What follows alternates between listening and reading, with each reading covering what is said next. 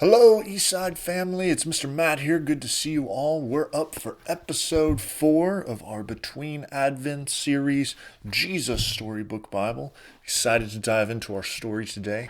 So, today's story, just to give you a little recap, we've talked about, remember Abraham's story recently, about how God made this promise of so many children to Abraham.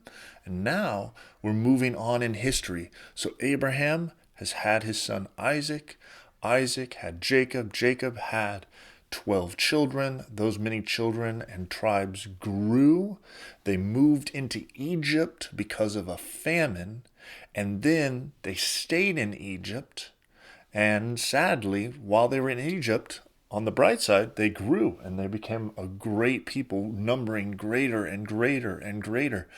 But then a Pharaoh rose and he enslaved all of those people, the Israelite people, for about 400 years. Now, to give you an idea, 400 years is longer than the United States has been around. Okay? So we're talking about the United States is not even 400 years old.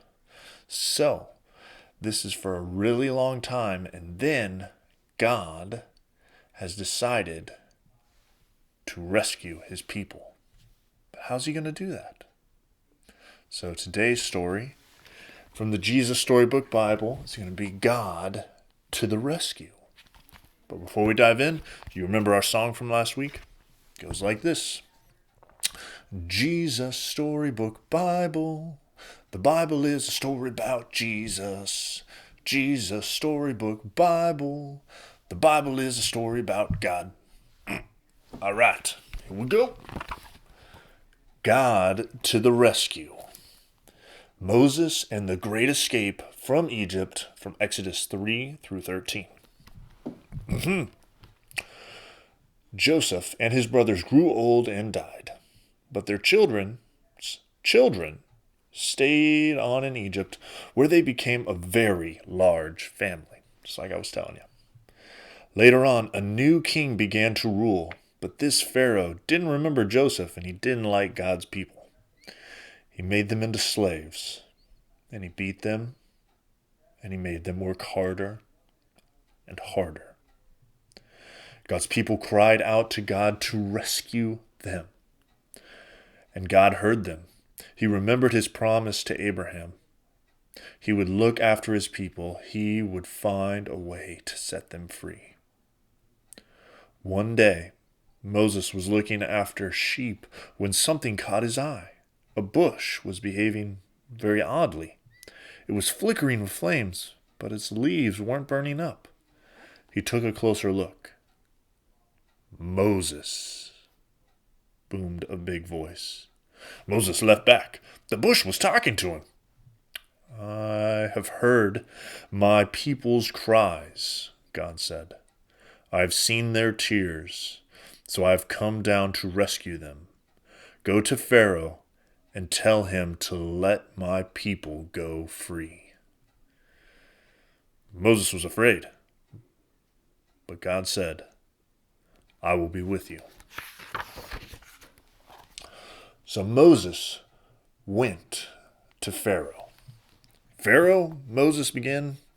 God, said Pharaoh. Never heard of him. Moses kept going. God says let his people go free. Why should I? Pharaoh said. Don't want to. Won't. So he didn't.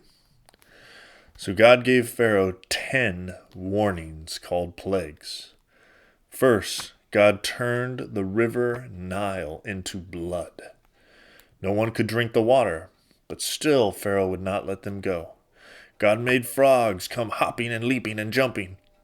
In your bed, frogs. In your hair, frogs. In your soup, frogs. All over, everywhere, frogs. Make them go away, Pharaoh screamed. Then your people can go. So God took the frogs away. But Pharaoh changed his mind. Can't go, he said. Then God sent zillions of gnats. But still Pharaoh said, nah. So then God sent swarms of flies buzzing in your eyes, flies. Then after that, sickness and horrible boils and huge hailstones and storms of locusts. Then darkness when it should have been day, until it seemed the whole world, creation and everything was coming undone, falling back into darkness and emptiness and nothingness. But each time Pharaoh said, "Make it stop, and then I'll let them go." And each time when God made it stop, Pharaoh changed his mind and said, "Actually, no, can't go." Finally, Moses warned Pharaoh, "Obey God, or he will have to send the worst thing of all." Pharaoh just laughed. So God said, "The oldest boy in each family of Egypt must die, but my people will be safe." God told his people to take their best lamb, to kill it, and put some of its blood on their front doors. "When God passes over your house," Moses explained, "God will see the blood and know that the lamb died instead of you." That night, it was just as God had said. Suddenly, piercing the darkness, echoing down the corridors of the palace, came a blood-curdling scream. Pharaoh's oldest son had died. At last, Pharaoh did what God said. "Get out," Pharaoh shouted. "Just go." And so that very night, Moses and God's people fled out of Egypt and out of slavery. They were free at last. God's people would always remember this great rescue and call it Passover. But even greater rescue was coming. Many years later, God was going to do it again. He was going to come down once more to rescue his people, but this time, God was going to set them free forever and ever.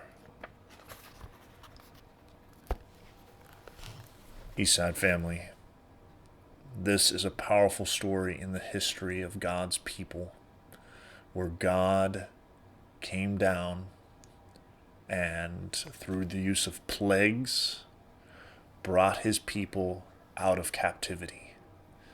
And we look forward in this Advent season to God, and we remember that God sent his only Son to come and rescue us out of a great captivity.